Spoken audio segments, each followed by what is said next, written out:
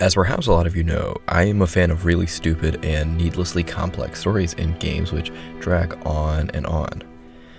Metal Gear Solid 4, Kingdom Hearts 3, Final Fantasy 7, and, of course, Dark Souls. A game you spend more time with in cutscenes and listening to people talk than you do actually playing. So, here's a really drawn-out summary of the plot for those who haven't played. Dragons, fire, light, dark, Gwyn. Congratulations, you're caught up with the rest of us.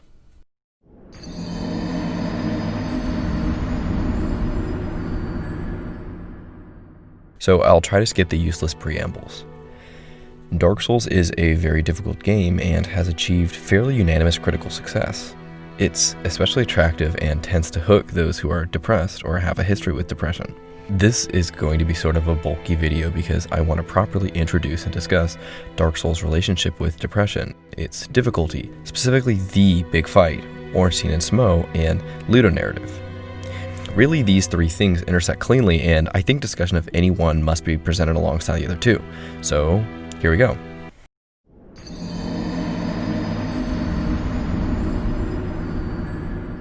It's tough to accurately capture the way Dark Souls pulls you in. I made a joke about the intro giving you very scarce info about the plot, but really it's super hard to follow exactly what you're doing and who you're killing and stuff. Most descriptions of the world are in little paragraphs hidden behind items.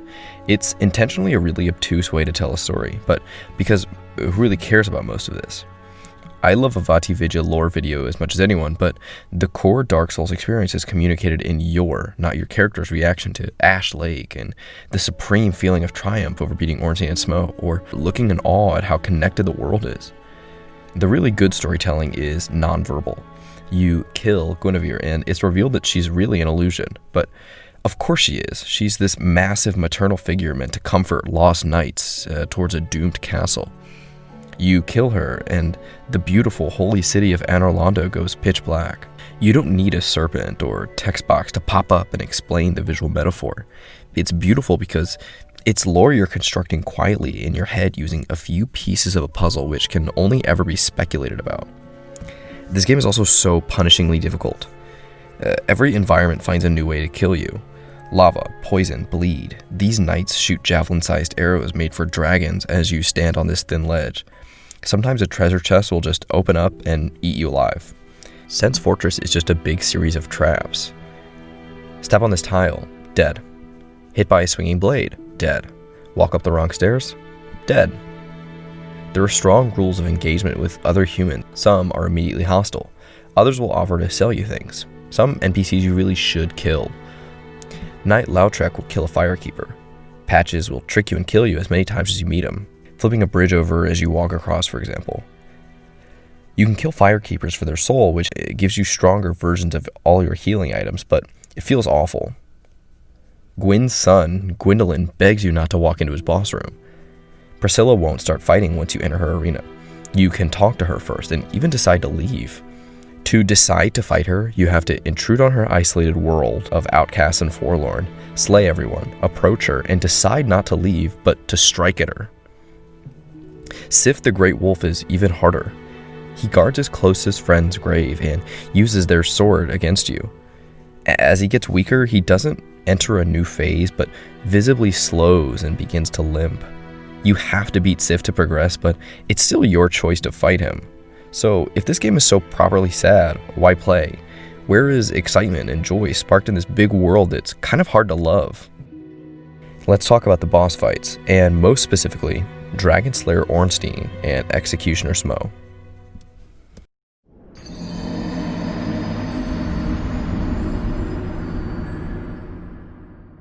This boss comes at almost precisely the midpoint of the game. It requires having beaten a good handful of bosses prior and some pretty tough sections. You finish the super difficult Sense Fortress and are carried away to the most breathtaking setting fathomable. Crown City, Forsaken, and Orlando. It's the first time you get the impression there may be a world worth fighting for. The sun is setting over this golden city.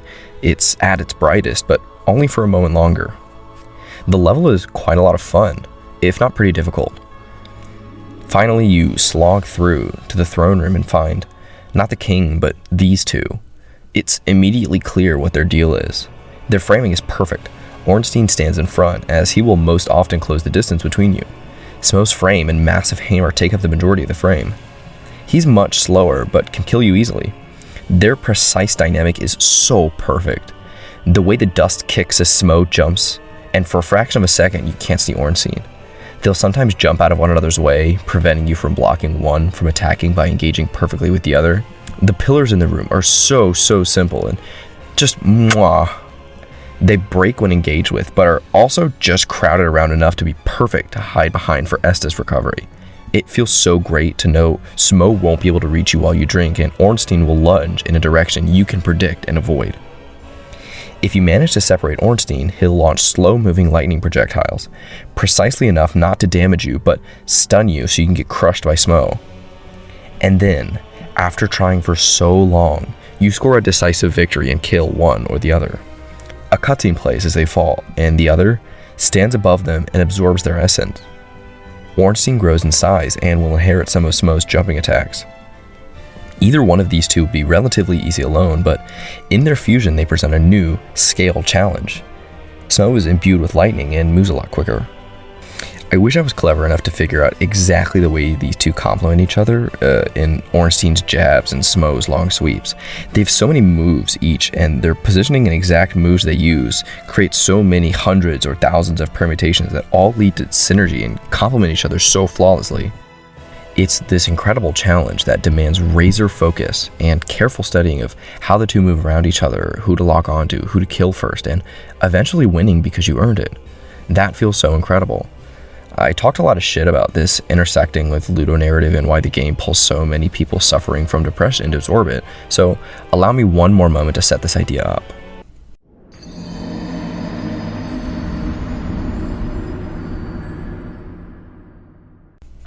Thus far, I've asked you to take my word that depression and Dark Souls 1 are joined inextricably, but you don't have to really take my word. Search Dark Souls depression on YouTube. There's so many videos here. Everyone has sort of come to the same place in terms of what the storytelling and metaphor mean to them. This is such a big deal. Such critical unanimity is rare and demands attention. This is sort of what inspired this video.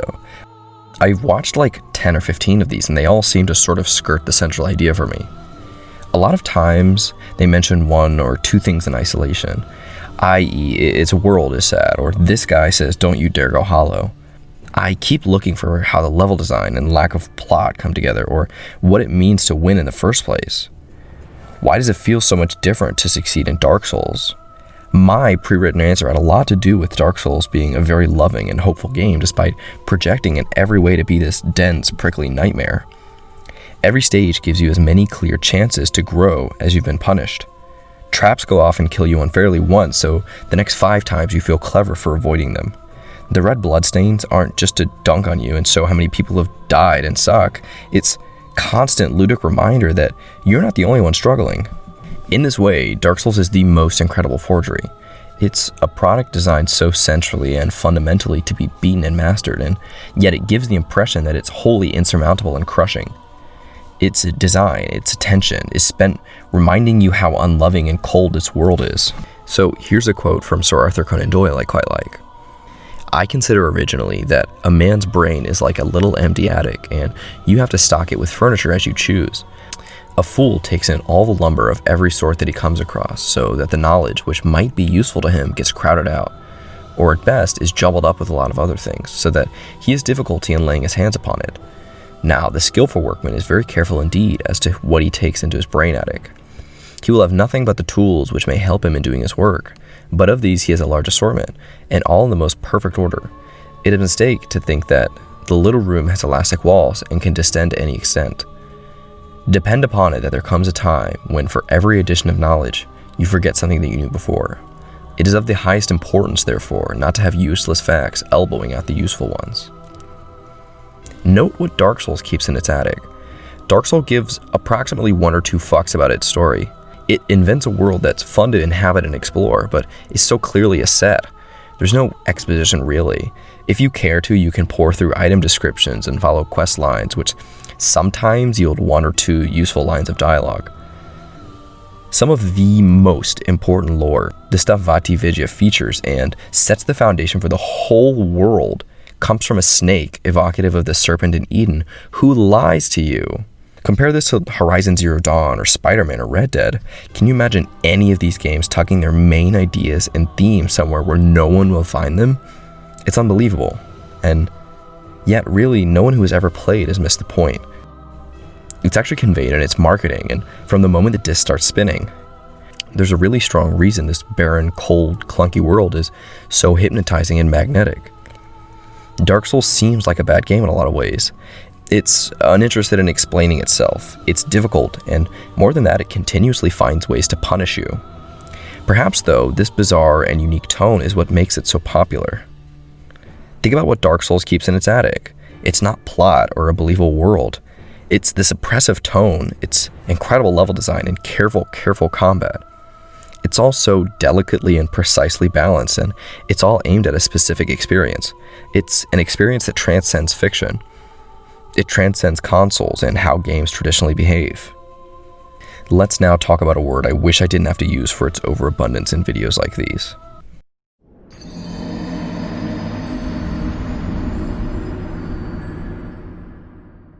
It's almost difficult to bring ludonarrative up. It has quite a bad reputation. It's a term which was immensely popular to throw around and was criticized for its overuse and is now slightly sensitive. It was coined by one Clint Hawking to discuss how BioShock's ideas presented through its narrative and the player's mechanical choices and options were in disharmony. Ludo means game. Ludonarrative is a term to measure how the mechanics and central ideas communicate. So, how exactly do the mechanics of a game that love to remind its audience how hard it is and narratively how little it cares about queuing them in communicate? Here's a bad argument to illustrate my point. Dark Souls is a game that begins with a lengthy exposition about the world Gwyn fathered, his disciples, fellow lords, enemies. Everyone is treated with reverence as if you're playing through a legend. You play as some unknown, unnamed hollow and run into quiet rooms where enemies stand motionless until you're near enough and attack. The same is true of every boss, who are supposed to be these immensely powerful gods, never mind their deep ties to one another. Every boss waits somewhere, normally a large room, waiting to be intruded upon and killed. The fiction of the text is that many of these people are demigods and are all slain one by some nobody. Ludonarrative dissonance. So, all of that is true, but here's why it doesn't matter. Dark Souls isn't a game about, thematically, the Lord Souls or Lordran. It's also not mechanically about how rooms of enemies or bosses react to your presence. The whole opening cinematic is really sort of useless to what the game means to players. Dark Souls deliberately centers around a character with nothing to add or say. If you misstep, pledge a swing you shouldn't, run forward without thinking, open a chest without checking, the undead you control doesn't die, as in most games, prompting a, okay, let's try that one again. You die. This is your onus, your fault. There's no need to explain away the main character's dying didn't really happen in the fiction. It totally does. That's why you're undead. Suddenly the true premise is cracked into sharp focus. Dark Souls is a game about being beaten to a pulp and getting up and trying again anyways. It's dumb and reckless optimism. You're supposed to be killed. The player character is just someone, not a dragon or king or god. This is why enemies sitting and waiting for you isn't a breach of what the game is about in its contract. Enemy placement is literally and narratively designed to test you. Dark Souls is a game about games. Every encounter pulls aside the curtain to remind you that this is a challenge designed to break your will and make you quit. And that's the only lose condition. No one's ever beaten Dark Souls without dying on their first try. The reason the player character is allowed to mow down every powerful creature in existence is because despite dying 6 times to Manus in a row, I was prepared to use another humanity, every humanity I had, to make myself human again so I could summon Great Wolf Sif to give the fight one more try. This is ludonarrative synergy. The player's resistance to quitting and the popular quote, "Don't you dare go hollow," make it obvious what the messaging is.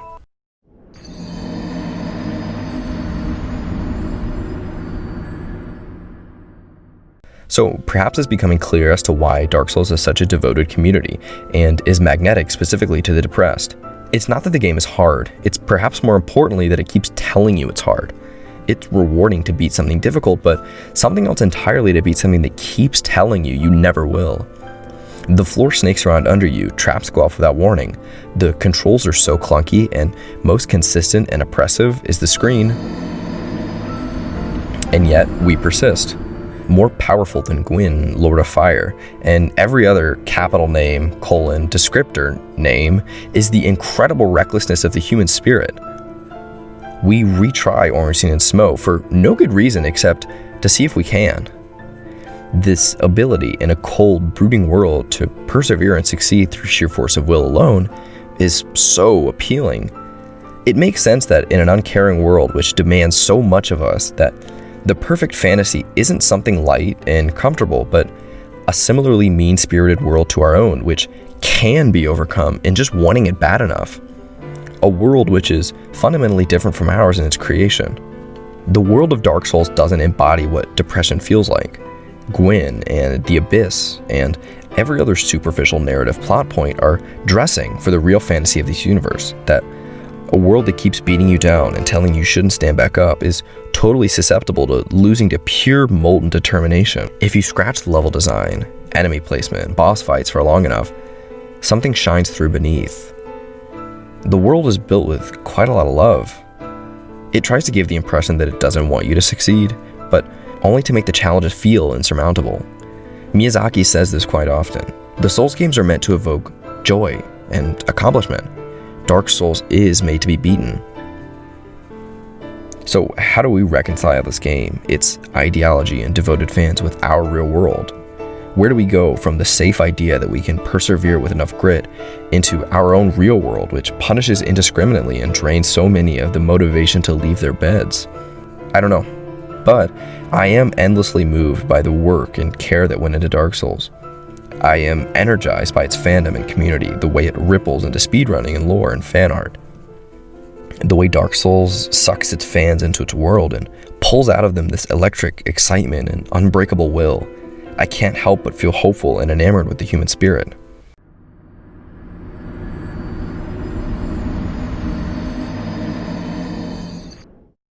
I have to confess in this postscript that my interest in making this video was pretty foolish and conceited. As I mentioned, I watched quite a bit of the Dark Souls and depression videos, and I was always sort of frustrated because they all seemed to be missing something. Sure, the world is moody, but that's not why this game is so beloved. It's not the difficulty either. There are plenty of harder games than this, so I wrote up my own script and revisited a lot of these arguments, and I realized that a lot of the points they made that didn't click with me originally, I found myself agreeing with after spending my own time with the material. The tone alone doesn't mean anything, but it definitely adds to the apparent hostile front the game puts up. The metaphor about going hollow is also pretty inconsequential on its own, but when taken with the central mechanical message, it's quite powerful. It's a message beyond the fiction and narrative. It's easy to get drawn in because it's like the game is speaking to you. Similarly, it isn't just the difficulty, but the lump sum of so many complementary little factors, including the messaging that this game isn't meant to be beaten. And for almost every video about Dark Souls Saved Someone was lots of personal testimony. Testimony that kind of washed over me at first, but which has huge implications. They're so largely moving in context. Remember that every video about this was written, recorded, edited, and published. A game touched people with depression and inspired them not just to get out of bed and be excited about something, but to make art. Dark Souls' ability to inspire people to be excited about a world, even if it's a stupid world with way too many terms to do with fire and darkness, is unmatched, and what makes it so highly praised.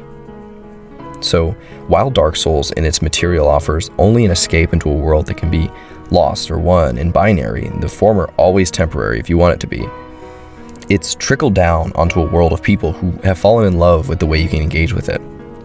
And their endless energy and love for such a lonely, bleak world is perhaps the most wonderful thing possible. There will always be something to be foolishly excited about, to pour through wikis over and listen to the soundtrack of. Even if the only thing you can find to be excited about right now is making a stupid video telling other people they missed the point of a game, I'm still recklessly optimistic that bottling that excitement and love for life is the most important thing in the world. As always, thank you so much for watching.